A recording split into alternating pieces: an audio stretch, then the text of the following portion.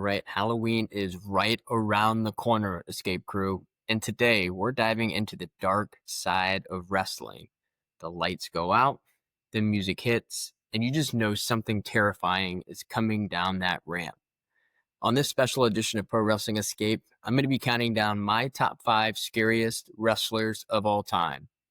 And hey, quick reminder, if you're enjoying the show, hit follow on Spotify or Apple Podcasts right now. That way, every Thursday, the latest episode drops right into your feed.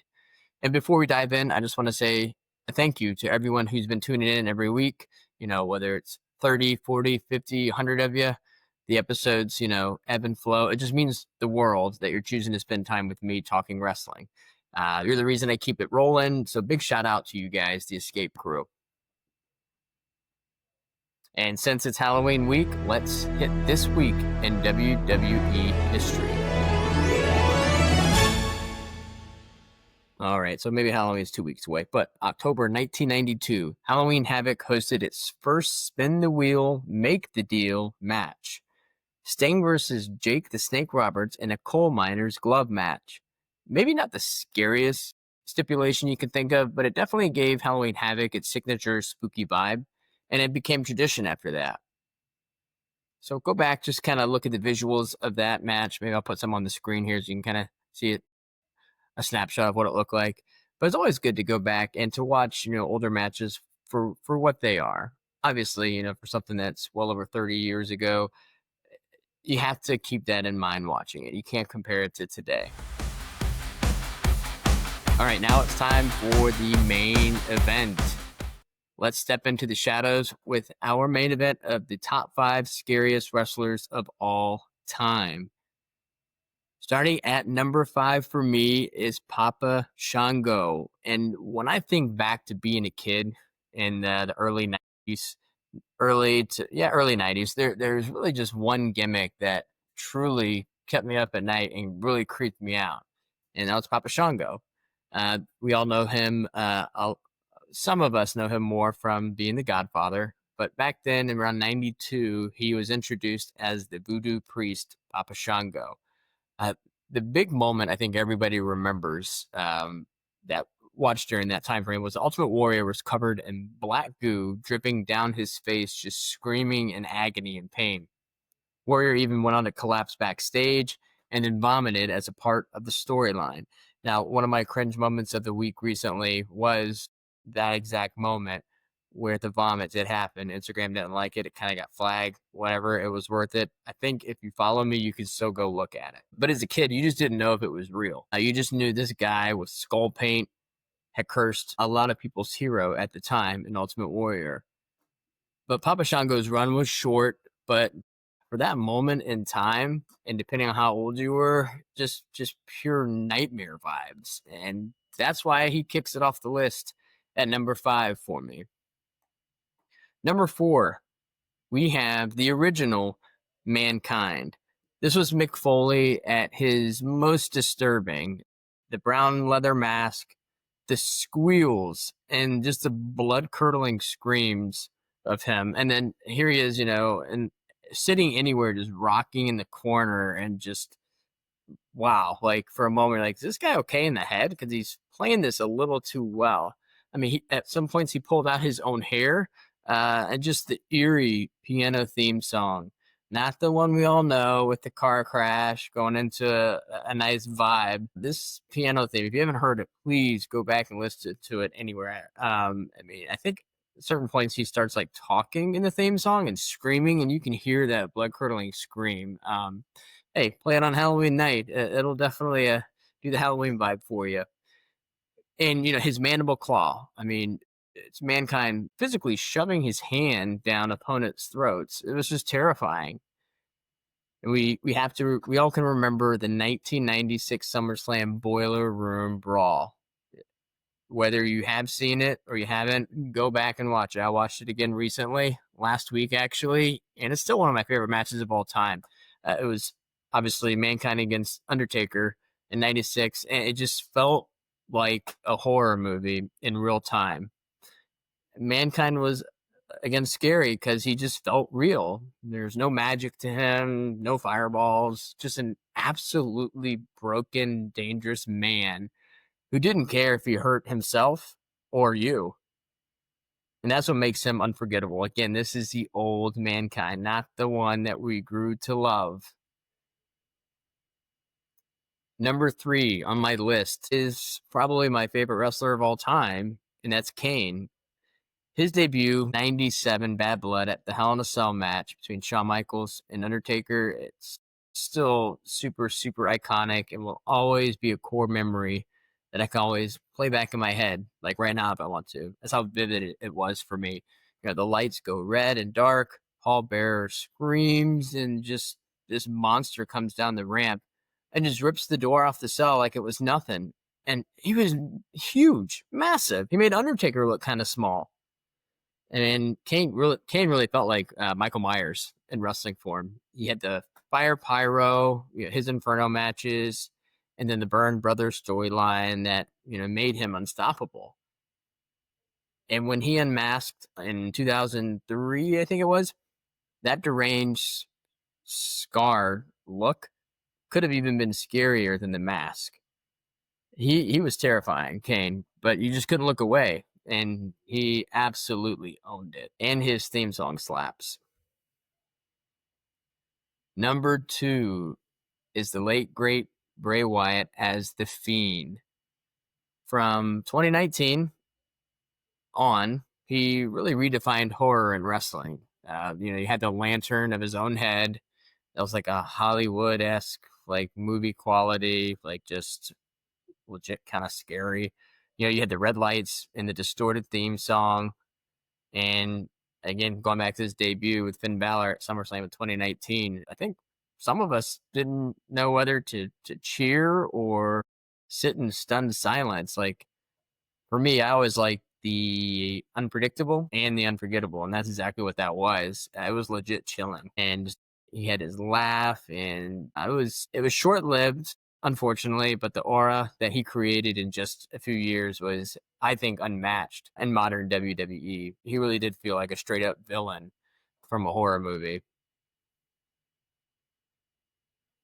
All right, before we get to my number 1, I got to throw in at least one honorable mention. And this honorable mention could be in a lot of yours top 5. Honorable mention, The Boogeyman. Debuting in WWE in about 2000, and just this guy was just insanely creepy.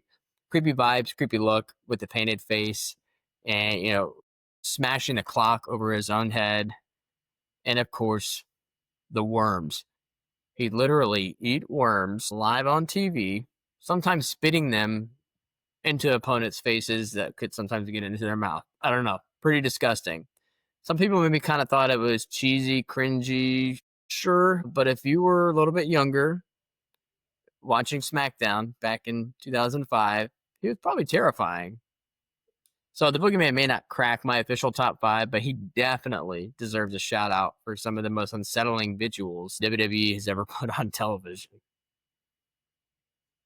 All right. Number 1. I think almost all of you can guess it because it's a wrestler that should be in everybody's top 5 scariest of all time. And I have him at number 1 because I believe it was a trendsetter. And that is The Undertaker, the scariest wrestler of all time. From his debut at Survivor Series in 1990, you had kids in the crowd crying. Like, seriously, go back and watch. He looked like a walking corpse. And over the years, he just kept raising the bar of his creepiness and his scariness. You had the casket matches. You had the buried alive matches. At one point, locked in Ultimate Warrior in a coffin until Ultimate Warrior passed out. And then the next one, which was kind of unsettling, especially if you go back and watch it now in the Attitude Era, that was the Ministry of Darkness era. This is when he crucified Stone Cold Steve Austin on a symbol. This is also when he hung Big Boss Man. I'm not trying to laugh, but he hung Big Boss Man from a cage wearing like a noose. It was, and they raised the cage, and it was, you're like, okay, this is really unsettling to watch and kind of scary. It was just horror theater on live TV at that point.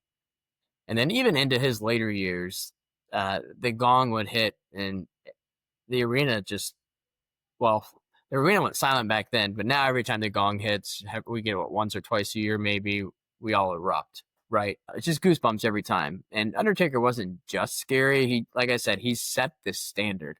Everyone else is compared to him. And that's why he's the number one scariest wrestler of all time in my book. And now it's time for one of my favorite parts of the show, and that is the crowd speaks. This is where I hand over the so-called mic, like Paul Heyman, to Roman, and to hear what you have to say. And the Escape Crew, and I definitely took a lot of notes on this one. I'm going to shout out a bunch of you because I got incredible feedback on this one. So let's check out some of your answers.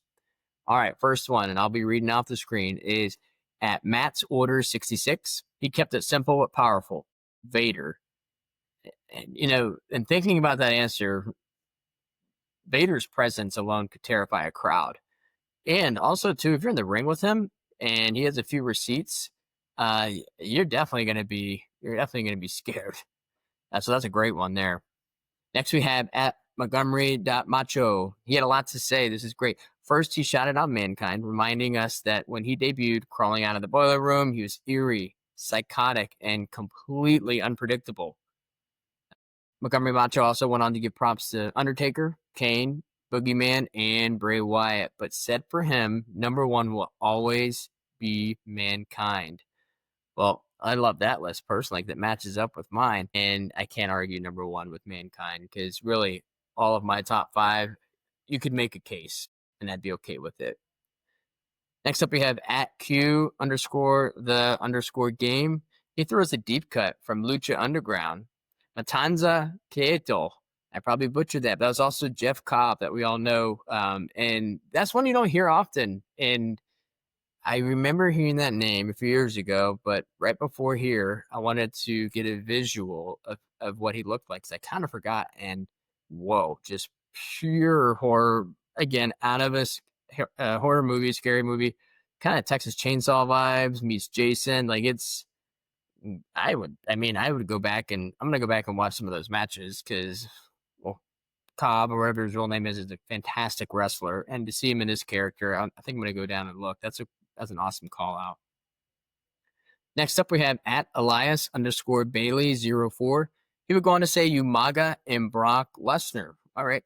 He said when their music hit, people's faces were just covered in fear. And you know what? That's right. This intimidation factor was real for both of them. There's like this, I don't know if I think it's kind of catching on to social media, but it's a point of view. Somebody is, holding like a fake title. And I think the text basically says, when this person's music hits and it's your first title defense, and then you hear the song, to see the person. So like I've seen Brock Lesnar, I've seen Mark Henry, and I've actually seen Umaga as well. So that's reading Elias's feedback. That's exactly what I thought of. But yeah, Umaga and Brock Lesnar. Yeah, and some of these people, you hear their music, you're like, oh shit, like this is scary. So that's a good one. Next, we have at That's Just Chris _. He went with the classic duo, early Kane and Undertaker. No arguments there for me. The Brothers of Destruction clearly defined scary entrances, and obviously they would put on some pretty dark matches, whether they were together or opponents. I personally liked when they were opponents because they put on some banger matches. Next up, we have Rocky_Skelton. He would go on to say Papa Shango. And of course, you guys know I love that one since he was just on my list. And Rocky would also go on to say that the gimmick freaked him out as a kid. There we go. And let's be honest, those curses and black goo got to a lot of us back then. Hell yeah. I don't know. Going back watching it again, it's still kind of scary. Maybe because in my mind, I'm going back to when I was, 4 or 5 years old watching this. Yeah, I had a good childhood. What can I say? My dad let me watch professional wrestling. Here I am. As normal as I can be. Next up, we had at Jesse Uribe, 2000. He kept it simple. Undertaker. That's all he put. And sometimes you don't need to explain it. And in this case, Jesse definitely does not. So I like it. Man, a few words. Perfect. Next up, we have at Doomsday_2019. Doubled down on that, and he got specific. He said Ministry of Darkness Undertaker in 1999. Called him a satanic cult leader, which is exactly why that run still gives people chills. Yeah, like what I was just said earlier. I mean, like I said, a lot of us are gonna have the same wrestlers, and specifically with Undertaker, that era, Ministry of Darkness, and then they did a thing with Stephanie McMahon too. It was kind of to qualify for my cringe moment of the week, but also kind of scary because it kind of could have been felt real. Like, no, I don't know, but yeah, that's a good call out there. Next up, we have at tribal_chief_756. He said the Fiend because the Firefly Funhouse mind games, absolutely, and the whole character he built himself. Bray Wyatt definitely left his mark in the horror side of wrestling. Yes, and when you say mind games, I just think of the match with John Cena and all the different, different, parts of that match. And I'm pretty sure Bray Wyatt put that match all together. I think I read that recently where John Cena said Bray Wyatt was the mastermind behind that match. Next up, we have at the WWE Wrestle. He said he could not decide between Kane or Undertaker. Said Kane's debut was terrifying, but Undertaker's storylines make him the scariest overall. Yes, yes, yes. Let's see a few more. We have at Malk Gooley. He went old school with classic Undertaker with the purple gloves. Ooh, I love that. I actually have this. I think it's what's it called? Well, it's Jack's Pacific. It's the WWE Superstars Series 1, well, WWF back then. And I think so the Series 1 or Series 2, you guys can let me know in the comments. But I have that actual action figure still in the package with the purple. Love it. It's such a specific answer, and that's why I love Mal Gooley's answer. It just brings you right back to that early 90s creepy vibe, and me wanted to go look at my action figure real quick. All right. Next up, we have at 11_Amon. He also said the Fiend. And you can tell a lot of people felt that fear from Bray Wyatt's work. Yep. And we got one more, and we have at Muggles_T. He summed it up perfectly. Undertaker was literally being buried alive and then coming back from the dead. Walking Dead stuff, and nobody did it better. So there you have it. The Escape crew has spoken very well, from Darth Vader to The Fiend, Papa Shango to Undertaker's Ministry of Darkness. These are the wrestlers that truly scared fans the most. And you guys are spot on. And that's the top scariest wrestlers of all time episode. But before you go, please, I've got one more quick favor. If you are enjoying the Pro Wrestling Escape podcast, again, hit the follow button, drop a review on Spotify or Apple Podcasts. Now, reviews actually help podcasts more than you think. It's not just doing the 5-star or a follow. It may feel small to you, but reviews actually tell the platforms, Spotify, Apple, hey, this show is worth showing to more wrestling fans. So somebody took the time out of the day to drop a line on if they like the podcast or not. That means we can build this community, get more fan takes and crowd speaks, and of course, dive even deeper into the wrestling moments that we all love and hate. Plus, selfishly, it fires me up just to know that you're out there listening and having a blast each week with me. All right, this has been your Halloween edition of Pro Wrestling Escape. Stay safe out there. And just remember, in wrestling, the scariest moments live forever.